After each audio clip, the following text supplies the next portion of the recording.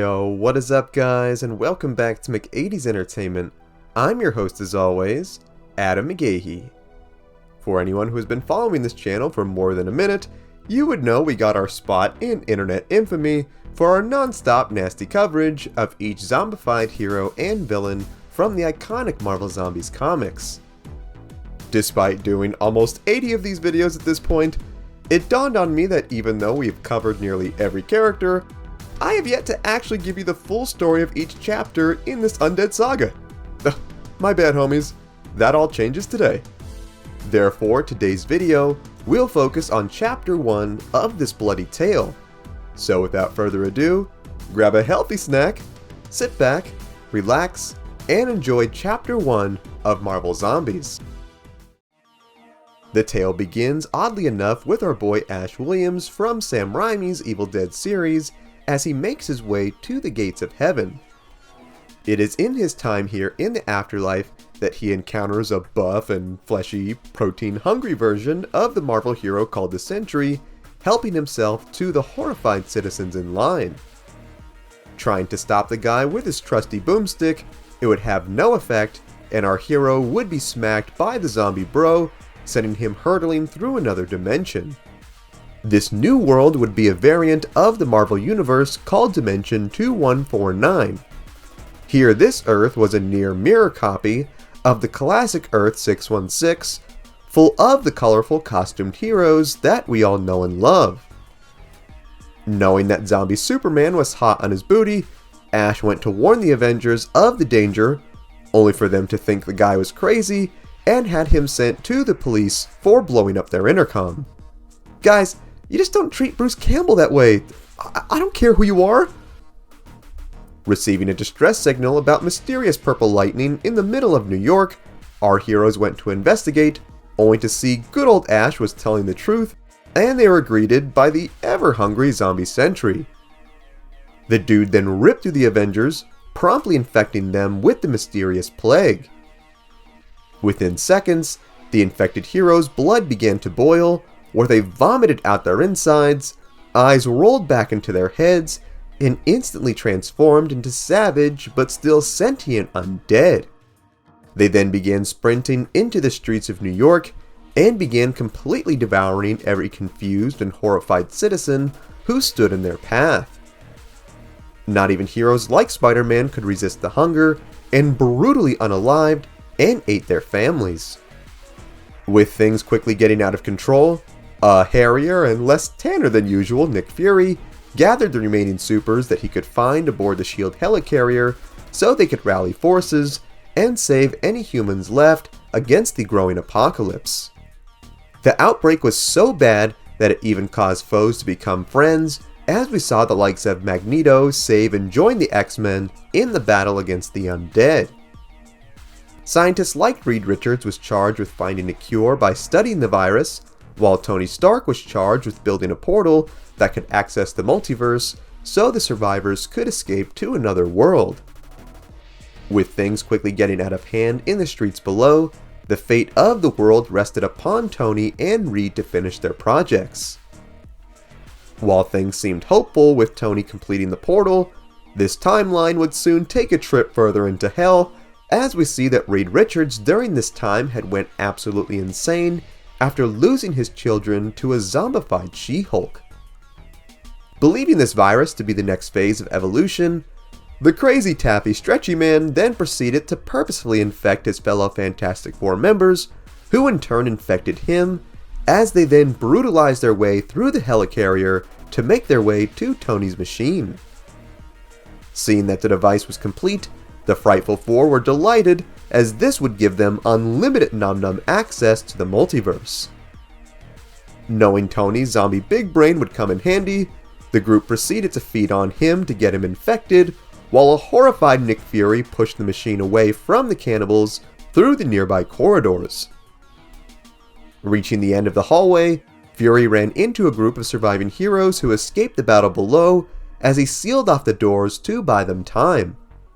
Knowing this was the end of their world, Fury had Thor destroy the machine so that way the multiverse would be spared of this unholy fate. Breaking the door down harder than a parent with no respect for privacy, the Zombie 4 tore Fury to pieces and infected the other heroes present. With a new squad to add to his growing zombie family, Zombie Reed had the heroes take the broken teleporter to the Baxter building so he could work on repairing it and spread the undead gospel. Once the likes of Quicksilver was infected, the virus soon became a global pandemic, leaving the majority of heroes infected and most of the population consumed. With little to no food left, the still brilliant Reed was able to patch the machine enough where he was able to communicate with a younger version of himself from the Ultimate Marvel dimension who had a multiverse portal of his own. Thinking this was awesome, getting to chat with an older, just for men touch of grey version of himself, young Reed wished to meet this Reed in person, so he fired up his end of the portal, creating a bridge between their two worlds. Upon setting foot in this ghastly Earth, young Reed quickly discovered that he got scammed harder than an old lady who just sent her life savings to an African prince.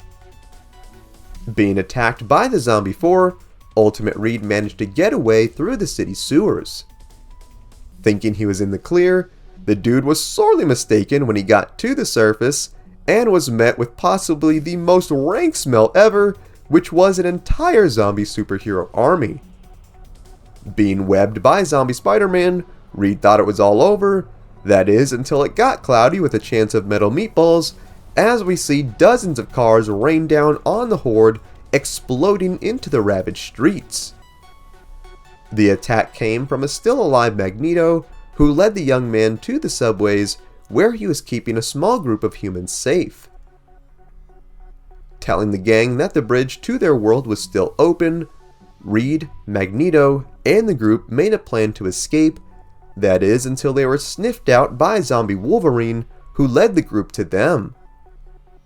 Being the typical savage that he is, Magneto crushed the attackers with an old subway train, where they made their way to the surface.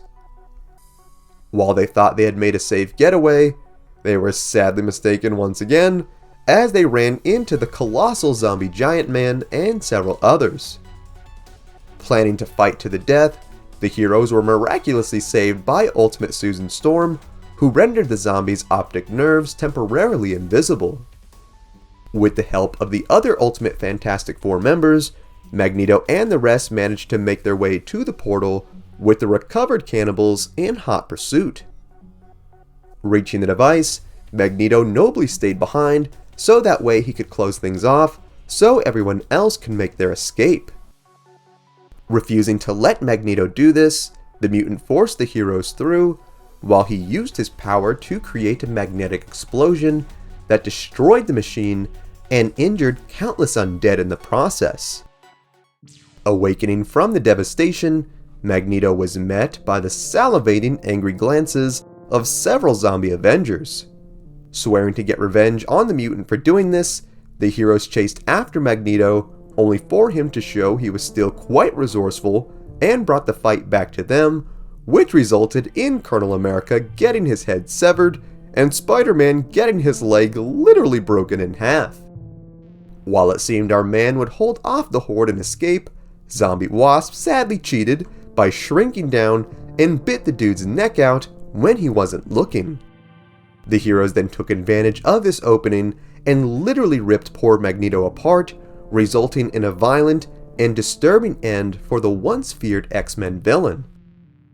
With bellies full of mutant meat, the Avengers then wondered what they would do now since they were all out of food.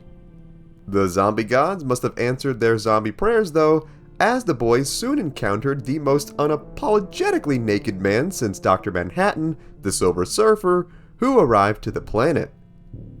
Arriving on behalf of Galactus, the man told the Horde that they would perish as his master would soon come to devour them all and the entire globe. Wishing to get a taste of this meaty Oscar award, the zombies completely ignored him and went straight for his shiny bald head.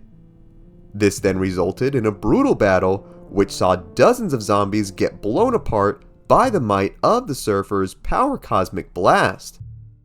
With undead heads getting popped left and right, and even Wolverine completely tearing his arm out of socket against the Surfer's seemingly impervious flesh, it would seem the dude would make a getaway.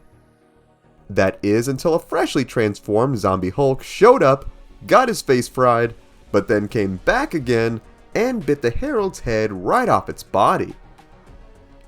With the glowing lifeless corpse falling to the ground, a lucky group of homies such as Spider-Man, Luke Cage, Wolverine, Colonel America, Giant Man and Iron Man all got a taste of this foreign cuisine. After consumption, the boys realized this meal was packed with way more than just protein, as they now absorbed the Surfer's powers, which allowed them to shoot cosmic blasts as well. This then temporarily fixed the food shortage problem, as they then used these powers to fry up their friends and eat them whole. Like a microwave reheated piece of pizza, the zombies admitted that their fellow zombies tasted terrible and were now back to having nothing to eat. Before they could cry and sing Kumbaya, the boys soon came face to face with the biggest stake ever, and that would be Galactus himself. Demanding to know where his herald was, the lads informed the big space wizard that they kinda ate him and were still hungry. Furious at these words, Galactus rained hell down upon the Horde in the form of his power cosmic beams. Knowing that this was an Elden Ring boss way out of their current play level, the zombies made their way back to Hank Pym's lab so they could form a plan of attack. It is here that the brilliant minds of Hank Pym, Tony Stark and Bruce Banner were able to make a giant Metal Gear-sized cannon that would allow them to combine all of their powers into one unified blast. Once the big gun was done, they wheeled it outside, aimed it at the Titan and fired Power Ranger style, sending a giant sky beam to pierce the alien, sending him screaming to the ground in pain. Super excited for this giant spicy snack, the boys went in to feast, only to run into some rude food moochers, which was their former villains.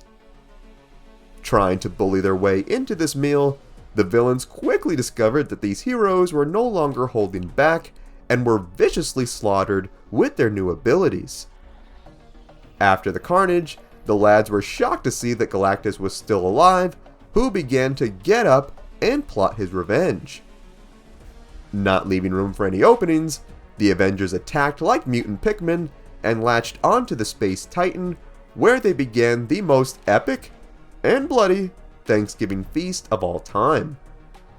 5 years later, we see a ship arrive back to Earth, which consisted of a still living Black Panther, several other survivors, and a cured zombie wasp head in a swanky new robot body as they investigated the planet. Seeing that the Earth was now deserted, the team wondered just where the zombies could have gone. We then cut to an alien planet which was preparing to go to war against Galactus, only to see that the dude was not exactly feeling himself, and that it was actually our zombie pals who had inherited his powers and matching uniforms as they pillaged this world and countless others in pursuit to satisfy their never-ending hunger. And that is the end of Chapter 1 of Marvel Zombies. We'll be covering Part 2 and all of the other sequels and spin-offs very soon, so stay tuned here on the channel. As I mentioned, I'm sure most of you who have been following us for a while are already familiar with this story, but I wanted to wrap things up in one convenient zombie bow for both new and returning viewers.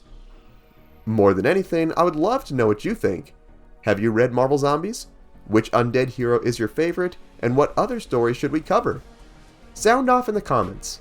Also be sure to give this video a like if you enjoyed today's content, subscribe to the channel, and tap the bell icon to be notified of all of our latest videos. Thank you so much for watching. If you enjoyed the music in this video, the intro was all made by my boy Agnes. You can check out his Spotify in the link below. You can also check out our Discord, also in the link below. Thank you so much for watching. Remember, you are awesome and loved. God bless, and I will see you in the next one.